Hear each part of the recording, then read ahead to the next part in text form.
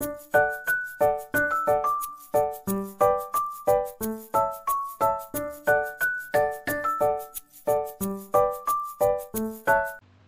hello guys, welcome to another day of 100 days of 100 coding questions challenge. This is our ninth day of this challenge. We had completed 8 days successfully, and we will gonna try to complete this day also. And we had completed several problems on lead codes, that is problem of the days, and today also we are doing that problem, that is 13th June of problem of the day. And let's begin with the problem.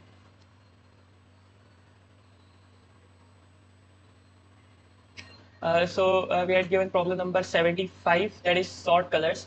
Medium level का question है। इसके अंदर हमको जो topics दिए गए हैं वो array, two pointer and sorting है।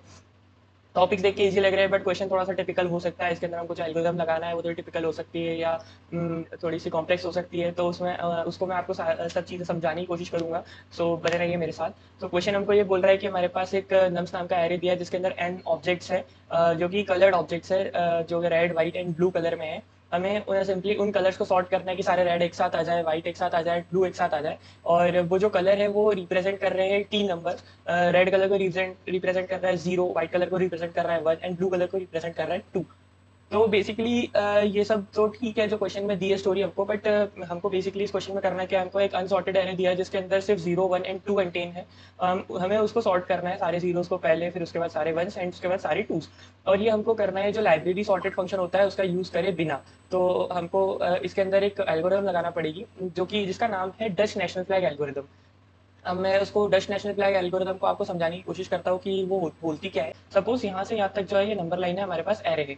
यहाँ से यहाँ तक का जो है हमारे पास एक इमेजिनरी एरे है जिसके अंदर यहाँ से यहाँ तक जो है हमारे पास जीरोज है, एंड यहाँ से यहाँ तक जो है वो हमारे पास वंस है। यहाँ पर जीरो है, यहाँ पर वंस है, एंड जो है यहाँ से यहाँ तक जो है हमारे पास टू है। और इतना जो पार्ट है हमारे पास वो अनसॉर्टेड है। सपोज हमको ये अनसॉर्टेड पार्ट अभी जो है वो गिवन है।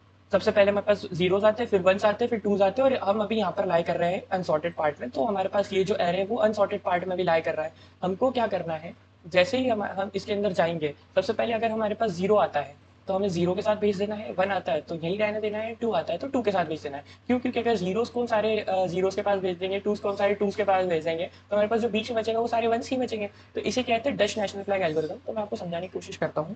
हमारे पास तीन कंडीशन होती है एरे ऑफ आई के अंदर। हमारे पास या तो आ सकता है जीरो, या तो एरे ऑफ आई के अंदर हमारे पास आ सकता है, एरे ऑफ आई के अंदर हमारे पास आ सकता है वन, या तो एरे ऑफ आई के अंदर हमारे पास आ सकता है टू। यही हमारे पास जो है वो कंडीशन है। ये तीन कंडीशन हमारे पास आती है। तो हमें क्या करना है, अगर वन आ रहा है तो उस वन को वन की जगह उसी जगह पर रखना है। अगर उस जगह पे जीरो आ रहा है तो हमें उसको जीरो के साथ भेजना है, एंड उसकी जगह अगर टू आ रहा है तो हमें उसको टू के साथ भेजना है। तो हम क्या करेंगे, सबसे पहले जब अगर हमारे पास इस जगह पे जीरो आता है, यहाँ जो है अगर हमारे पास जीरो आता है तो हम क्या करेंगे, उसको जीरो के पास भेज देंगे। वन आता है तो उसे वही रहने देंगे, टू आता है तो उसको टू के पास भेज देंगे। तो हम क्या करेंगे, एक सपोज कि यहाँ पर हमारे पास एक पॉइंटर है लो, लो पॉइंटर है हमारे पास। यहाँ हमारे पास एक पॉइंटर है हाई,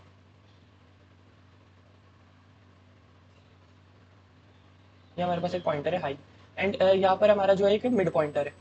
हम मिड पॉइंटर पे क्या करेंगे, मिड पॉइंटर से हम इस एरे को ट्रेवर्स करेंगे। अगर हमारे पास जो एरे ऑफ आई की वैल्यू जीरो आती है तो हम उसको लो के पास लो के ऊपर भेज देंगे। टू आती है तो हाई के पास भेज देंगे, एंड जैसे ही लो के पास भेजेंगे तो लो को हम एक्सटेंड कर देंगे, एंड हाई के पास भेजेंगे तो हाई को एक डिक्रीमेंट कर देंगे। तो हम यहाँ पर क्या करेंगे, अगर हमारे पास हम इसकी जगह क्या करेंगे, इस एरे के अंदर सबसे पहले लो जो होगा उसको हम लगाएंगे जीरो पे, हाई जो होगा उसको हम करेंगे एन माइनस वन पे, एंड उसके बाद एक हमें मिड बनाना है। तो मिड जो होगा वो भी हमारे पास इसके अंदर जीरो पे ही होगा स्टार्टिंग में। तो जैसे हमारे पास टू आया, तो हमारे पास टू आया, तो टू आया तो हम क्या करेंगे, इसको सबसे आखिरी में भेजना है तो हमको यहाँ पर भेजना है इसको। तो हम टू को क्या करेंगे, स्वैप करेंगे एरे ऑफ मिड को, क्या करेंगे स्वैप करेंगे एरे ऑफ हाई से, एंड उसके बाद क्या करेंगे, हाई माइनस माइनस कर देंगे। तो सपोज ये जो एरे है हमारे पास अब बन जाएगा कुछ इस तरीके का। ये जो एरे है ये हमारे पास बन जाएगा कुछ इस तरीके का। इसके अंदर आएगा सबसे पहले जीरो, क्योंकि हाई यहाँ पर था तो हमने हाई को टू के साथ स्वैप कर दिया है, तो हमारे पास आएगा जीरो। जीरो के बाद आएगा फिर जीरो, फिर आएगा टू, फिर आएगा वन, फिर आएगा वन, फिर आएगा टू। ये हमारे पास एरे अब बनेगा। तो जब हमारे पास अब ये एरे बन चुका है, अब हमारे पास लो यहाँ पर है, हाई यहाँ पर आ चुका है क्योंकि हमने हाई को डिक्रीमेंट कर दिया है, और मिड भी अभी यहीं पर है। अब हम क्या करेंगे, फिर चेक करेंगे कि क्या ये जीरो है। जीरो है तो हम क्या करेंगे, लो के साथ उसको स्वैप कर देंगे। अगर जीरो है तो हमें उसका आगे पहुंचाना है। तो सपोज कि इसके पहले जितना भी हाइपोथेटिकल एरे है वो जीरोस का है, इसके बाद जितना भी है वो टूस का है, एंड उसके बीच में जो भी है वो वंस का एरे। तो लो जो है वो जीरो को रिप्रेजेंट करता है, हाई जो है वो टू को रिप्रेजेंट करता है, एंड उसके बीच में जो भी है वो सारे वंस होंगे। तो इसकी जगह हम जैसे हमारे पास जीरो आ जाता है, तो लो की मिड के ऊपर हमें जीरो आ गया है, तो हम क्या करेंगे, स्वैप कर देंगे एरे ऑफ मिड को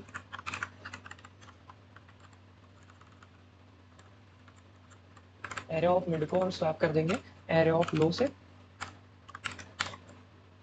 एंड उसके बाद लो को कर देंगे इंक्रीमेंट, एंड मिड को भी कर देंगे इंक्रीमेंट। क्यों हम इंक्रीमेंट क्यों कर रहे हैं यहाँ पर, क्योंकि अब इस जगह पे पहले से जीरो आ चुका है। जैसे हमने हाई की जगह टू रख के हमने इसको हाई को डिक्रीमेंट कर दिया, वैसे ही लो को इंक्रीमेंट कर देंगे। और जो हमारा मिड पॉइंटर है वो तो ट्रेवर्स कर ही रहा है हमारे लिए, तो हम उसको भी इंक्रीमेंट कर देंगे, क्योंकि यहाँ पे तो जो हमको जीरो लाना तो वो आ चुका है, यहाँ पे हमारे पास टू आ चुका है। अब हमारे पास जीरो मिड और लो इस जगह पर है, अब इसकी जगह वापस जीरो आ रहा है, तो वापस सेम प्रोसीजर होगा। फिर अब इसके बाद आ जाता है टू, तो ये जो to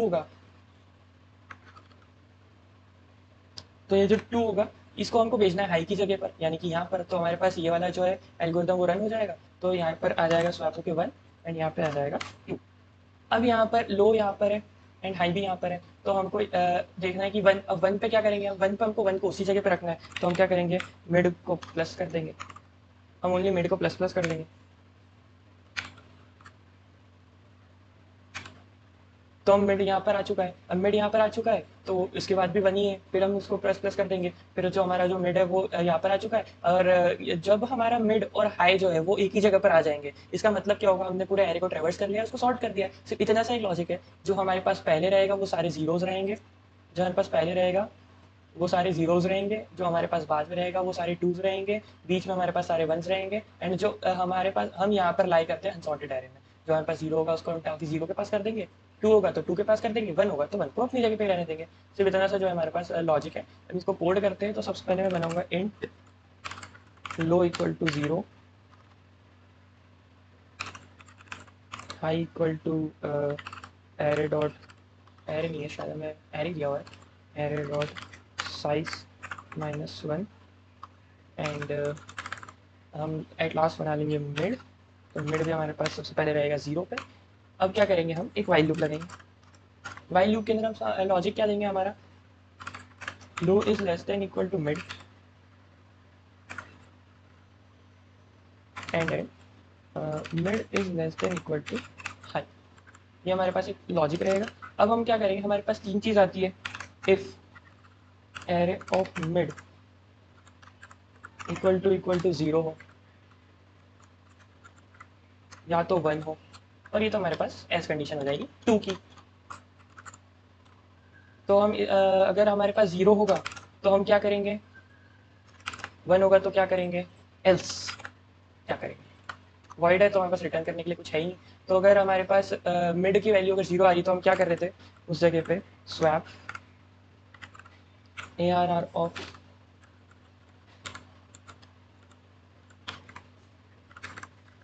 A R R mid, and A R R of low को, and yo plus plus, and mid plus plus low, plus plus mid plus plus. अगर वन आ रहा था तो हम उसको उसी जगह पर रहने देंगे, मिड को प्लस प्लस कर देंगे, ओनली मिड को इंक्रीमेंट कर देंगे। और सेम चीज़ हमारे पास एल्स के अंदर रहेगी।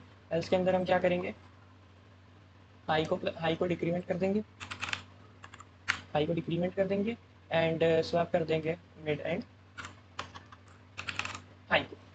अब हमने सिंपल सा एक लॉजिक लगाया है कि इफ़ जो हमारे पास एलिमेंट आ रहा है वो क्या 0 आ रहा है, क्या 1 आ रहा है या 2 आ रहा है। अगर 0 आ रहा है तो हम उसको सारे 0 से पास भेज देंगे, मतलब लो वाला इंडेक्स जो कि 0 को पॉइंट कर रहा है, हाई वाला इंडेक्स जो कि 2 को पॉइंट कर रहा है, और बीच में जो हमारे पास रहेंगे 1 और 0 और 2 के सारे 1 रहेंगे, तो हमको 1 के लिए कुछ नहीं करना है। तो 0 रहेगा तो हम उसको लो जो मिड वाला एलिमेंट है उसको लो के साथ स्वैप कर देंगे एंड लो और मिड को आगे बढ़ा देंगे एक एक पॉइंट। एंड अगर हमारे पास वो एलिमेंट जो है वो 2 आ रहा है तो उसको हाई के साथ स्वैप कर देंगे, और अगर हाई के साथ स्वैप करेंगे तो हमें मिड को आगे नहीं बढ़ाना है, क्योंकि हाई की जगह पे अब नया एलिमेंट आ रहा है जो कि एलिमेंट होगा वो हाई के प्लेस पे जो था, वो 2 भी हो सकता है, 1 भी हो सकता है एंड 0 भी हो सकता है। तो हमें मिड को आगे नहीं बढ़ाना है, क्योंकि अगर हमने मिड को आगे बढ़ा दिया, सपोज हमारे पास एरे रहता, यहाँ पे 2 रहता एंड यहाँ पे 1 रहता, तो हम यहाँ पे 2 को स्वैप कर देते, पर यहाँ पर जो है हमारे पास स्वैप करने के लिए जो है अगर मिड को आगे बढ़ा देते तो ये वाला जो एलिमेंट है हमारे पास छूट जाता, इसको हम चेक ही नहीं कर पाते।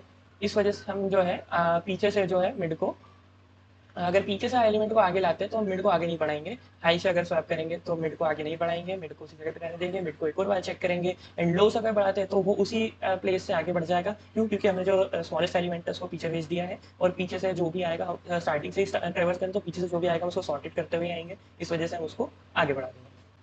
तो एक और बात आपको ध्यान में रखनी है कि अगर हमारे पास ये वाला जो स्टेटमेंट है वो अगर एग्जीक्यूट हो रहा है, तो हमें ध्यान रखना है कि ये वाला जो स्टेटमेंट है वो एग्जीक्यूट ना हो। जब हम दो इफ लगाएंगे तो दिक्कत क्या आएगी कि अगर एक इफ ट्रू होता है तो मे बी पॉसिबल दूसरा इफ भी ट्रू हो जाए, तो यहाँ पर भी एक बार मिड जो इंक्रीमेंट हो जाएगा, यहाँ पर भी जो है एक बार मिड इंक्रीमेंट हो जाएगा। तो मैं यहाँ पर क्या करूँगा, यहाँ पर एक एल्स इफ क्लॉज लगा दूंगा।